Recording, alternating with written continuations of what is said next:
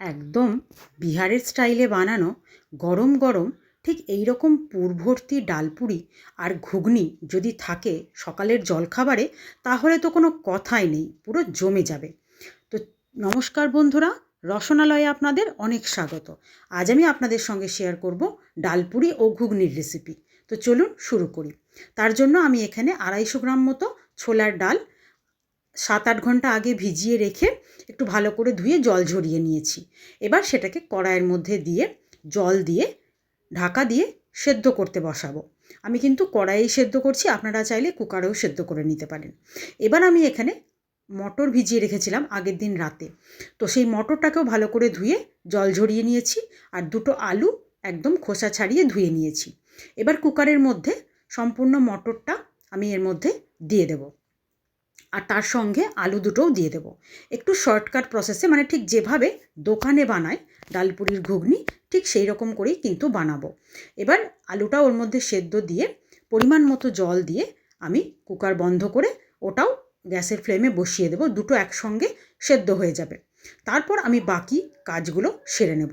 এবার ওগুলো সেদ্ধ হতে হতে আমি একটা মশলা রেডি করে নেব। আদা, কাঁচা লঙ্কা আর রসুন আমি একটু মিক্সিতে পেস্ট করে নেব, এটা ঘুগনির জন্য।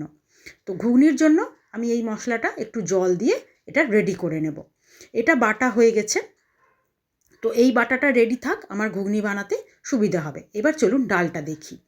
ডালটা দেখি একটু ফুটে উঠেছে, তো ঢাকাটা খুলে দেখলাম ডালটা কিন্তু তখনও বেশ একটু ফাটা ফাটা মতো হয়নি, মানে খুব যতটা আমার প্রয়োজন সেদ্ধ ঠিক ততটা হয়নি। তাই আরেকবার আমি দেখে নিয়ে ঢাকা দিয়ে কিছুক্ষণ আরও একটু ফুটিয়ে নিলাম। তো এবার দেখলাম ডালটা কিন্তু বেশ একদম ঠিক আমি যেমন চাইছি তেমনটাই হয়ে গেছে। এবার হাতে নিয়ে দেখলেই বুঝতে পারবেন, একবার চাপ দিলেই কিন্তু ডালটা বেশ গলে যাচ্ছে। ঠিক এই রকমই আমার প্রয়োজন। এবার আমি ডালটাকে একটা ছাকনায় করে ছেঁকে নেব। জলটাও ঝরিয়ে নিয়েছি, জলটা বেশ ঝরঝরে হয়ে গেছে। তখন আমি এবার এই ডালটাকে আমি শিলনোড়ায় অল্প অল্প করে বেটে নেব। আপনারা চাইলে মিক্সিতে বাটতে পারেন, তবে ডালপুরির ডাল সবসময় শিলনোড়ায় বাটলে সেই ডাল বাটাটা একদম প্রপারলি হয়। নইলে কিন্তু মিক্সিতে বাটলে একটু বেশি বাটা বাটা মতো হয়ে যাবে। এটা একবার করে ডলা দিলেই কিন্তু সুন্দর একদম হয়ে গেছে। আর ডাল বাটাটা যতটা এরকম হাতের তোলার মতন ঝরঝরে হবে, তত ডালপুরির ভেতরে গিয়ে পুরটাও সুন্দর ঝুরঝুরে হয়ে থাকবে। এই করে আমি গোটা ডালটাই কিন্তু বেটে নিলাম। বাটা হয়ে গেছে। এবার এর মধ্যে আমি কিছুটা আদা, কাঁচা লঙ্কা ও রসুন থেতো করে নিয়েছি, এটা কিন্তু বাটিনি। থেতো করে নিয়ে আর এর মধ্যে পরিমাণ মতো লবণ দিয়ে ডালটাকে ভালো করে মেখে নেব। এই থেতো করা আদা, কাঁচা লঙ্কা ও রসুন আর তার মধ্যে পরিমাণ মতো লবণ, এই দিয়ে কিন্তু ডালটা আমি মাখবো। এই মাখাটা খুব সুন্দর করে মাখবেন, যেন ডালের মধ্যে এই মশলার ফ্লেভারটা খুব ভালোভাবে চলে যায়। আর এই মশলার স্বাদেই কিন্তু ডালপুরির স্বাদটা হবে অত্যন্ত সুন্দর। তো এইভাবে ডালটা খুব ভালোভাবে আমি মেখে নিয়েছি। এবার এটাকে আমি সাইডে রেখে দেবো। তারপর যে মটরটা সেদ্ধ বসিয়েছিলাম সেটাও কিন্তু একদম সুন্দরভাবে গলা গলা হয়ে গেছে। আর দেখুন আলুটাও সেদ্ধ হয়ে গেছে। তো আমি এবার একটু হাতা দিয়ে চেপে চেপে আলুগুলোকে এর মধ্যেই ভেঙে দেবো, ঠিক যেমনটা দোকানে করে। এবার আমি আলুগুলোকে ভেঙে দিয়ে এটাকে সাইডে রেখে চলে যাব ময়দাটা মাখতে। প্রথমে আমি বড় বাটির 1 বাটি ময়দা নিয়েছি, আর সঙ্গে নিয়েছি বড় বাটির 1 বাটির কিছুটা কম আটা। আপনারা চাইলে পুরোটা ময়দা দিয়েও করতে পারেন, তবে আমি যেহেতু ময়দা খুব বেশি পছন্দ করি না, তাই একটু আটা ময়দা মিশিয়ে করলাম। আর দিয়ে দেব পরিমাণ মতো লবণ, আর তারপর দেব সামান্য একটু চিনি। চিনি না দিলে কিন্তু এই ডালপুরির টেস্টটা খুব বেশি ভালো হবে না ময়দা মাখার সময়। আর এরপর দিয়ে দেব বেশ অনেকটা পরিমাণে ময়ানের জন্য তেল। তেলটা বেশি করে দিয়ে এবার আমি শুকনো উপকরণগুলো এইভাবে ময়দার সঙ্গে খুব ভালো করে মিশিয়ে নেব। খুব ভালো করে ময়দা মাখার সময়তেই কিন্তু এটাকে মিশিয়ে নিতে হবে। শুকনো অবস্থায় ভালোভাবে না মেশালে ময়দা মাখাটা ভালো হবে না। এবার খুব ভালোভাবে মেশানো হয়ে গেলে আমি এইভাবে হাতে মুঠি বেঁধে দেখলেই বুঝতে পারবো যে হ্যাঁ, আমার ময়ান দেওয়াটা সঠিক পরিমাণে হয়েছে এবং মেশানোটাও ঠিকঠাক হয়েছে। তারপর পরিমাণ মতো জল দিয়ে আমি ময়দাটাকে খুব ভালো করে মেখে নেব। আর জলটা আস্তে আস্তে বুঝে দিতে হবে, যেন জলের পরিমাণ বেশি না হয়ে যায়। এবার খুব ভালোভাবে ময়দাটাকে মেখে দেখুন আমি ঠিক কিভাবে হাতের মানে মুঠি বেঁধে সেটাকে দিয়ে ময়দাটাকে ঠাসছি, ঠিক এই রকম করেই কিন্তু আপনাদেরকে চেপে চেপে মাখতে হবে। আর এই সময় আমি আরও একটু জল ব্যবহার করব, কারণ ময়দায় যত পরিমাণ একটু জল দিয়ে ভালো করে মাখা যাবে ময়দা কিন্তু তত সুন্দর মাখা হবে। আর ময়দা যত ভালো মাখা হবে যে কোনো জিনিসই ময়দার সেই টেস্ট অনেক বেশি ভালো হয় আর খাস্তা হবে। এবার আমি ওপর থেকে আবারও একটু সাদা তেল বুলিয়ে ময়দাটাকে আমি ঢাকা দিয়ে রেখে দেবো। দিয়ে এই সময় আমি এবার ঘুগনিটা রেডি করে নেব। ওদিকে আমার ডালপুরির পুরো রেডি আছে, ঘুগনিটা করে তখন আমি ডালপুরিটা গরম গরম ভাজলেই কিন্তু রেডি হয়ে যাবে। তো চলুন এবার আমি ঘুগনিটা বসিয়ে দিই। ঘুগনিটার জন্য প্রথমেই কড়াইয়ে আমি একটু বেশি করে সাদা তেল দিয়ে নিচ্ছি, আপনারা চাইলে সর্ষের তেলেও করতে পারেন। এবার আমি তেজপাতা, শুকনো লঙ্কা আর গোটা জিরে ফোড়ন দিয়ে দেব। ফোড়নটা একটু ভালো করে ভাজা ভাজা করে নেব, নিয়ে তারপর বেশ আমি কিছুটা পরিমাণ পেঁয়াজ কুচি করে রেখেছি, পেঁয়াজ কুচিটা এর মধ্যে একটু দিয়ে দেব। আর ঘুগনিতে পেঁয়াজের পরিমাণটা একটু বেশি দিলে ঘুগনির কিন্তু স্বাদ অনেকটাই সুন্দর হয়, যার জন্য দেখবেন দোকানের ঘুগনি কিন্তু সবসময় টেস্ট বেশি হয়। এবার পেঁয়াজের পরিমাণটা একটু বেশি করে দিয়ে ভাজতে দিলাম। তারপর আমি একটা মশলা রেডি করে নিচ্ছি। 1 চামচ জিরে গুঁড়ো, 1 চামচ ধনে গুঁড়ো আর 1/2 চামচ কাশ্মীরি লঙ্কা গুঁড়ো। এটাকে আমি একটু জল দিয়ে গুলে নেব।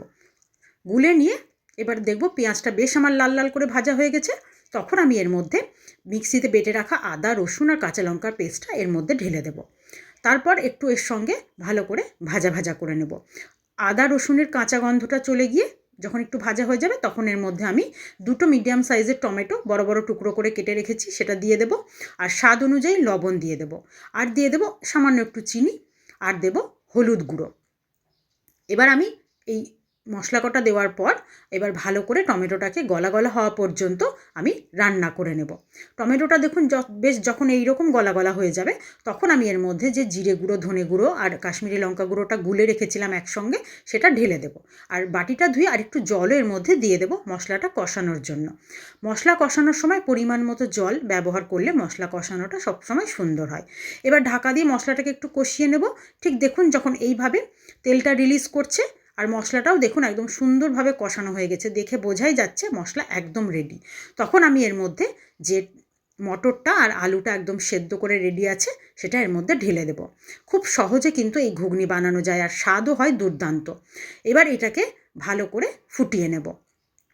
ভালোভাবে যখন ফুটে উঠবে তখন আমি এর মধ্যে 2-4টে চেরা কাঁচা লঙ্কা দিয়ে দেবো একটা সুন্দর ফ্লেভারের জন্য, আর দিয়ে দেব একটু গরম মশলা গুঁড়ো। তাহলে কিন্তু আমার দোকানের মতন সুস্বাদু ঘুগনি রেডি। এবার ঘুগনিটাকে রেখে আমি চলে যাব ডালপুরির বাকি প্রসেসে। তো ঘুগনিটা সাইডে রেখে চলুন এবার আমি ডালপুরির পুরগুলো ভরে নিই। তো ময়দা দেখুন খুব সুন্দরভাবে সেট হয়ে গেছে, এত সুন্দরভাবে ময়দা নরম হয়েছে যে আমার ডালপুরি কিন্তু বানানো খুব সুন্দর হবে। আমি ময়দায় হাত দিয়েই সেটা বুঝতে পারছি। এবার আমি ময়দাটাকে ছোট ছোট করে লেচি কেটে নেব, ঠিক যেমন লুচির লেচি হয় তো সেই রকম করেই কিন্তু আমি লেচিগুলো কাটবো। আর এর মধ্যে যেন পুরটা সুন্দর করে যায় সেই রকম পরিমাণ মতো আপনাদেরকে বুঝে লেচিটা কাটতে হবে। লেচিগুলো সবগুলো আমার কাটা হয়ে গেছে। এবার আমি এক একটা লেচি নিয়ে তার মধ্যে বাটির মতো শেপ দিয়ে বেশ একটু বেশি করে পরিমাণ মতো ডালের পুর এর মধ্যে ভরে দেব। আর ডালের পুর যখন দেব একটু পরিমাণটা বেশি দিলে কিন্তু ভেতরে পুরটা অনেকটা সুন্দর থাকবে আর খেতেও কিন্তু বেশ ভালো লাগবে। এইভাবে আমি প্রত্যেকটা লেচি একদম পুর ভর্তি করে রেডি করে নেব। আর মুখের এই জয়েন্টের জায়গাটা কিন্তু সুন্দর করে একটু চেপে চেপে বসিয়ে দিতে হবে যেন কোনোভাবে ফেটে না যায়। এবার এরকম সুন্দর করে আমি সমস্ত লেচিগুলোতে পুর ভর্তি করে নেব। তারপর কিন্তু আমি বাকি প্রসেসে যাব। পুরটা বেশ সবগুলোতে রেডি করে ভরে নিলে আমার কাজের সুবিধা হবে।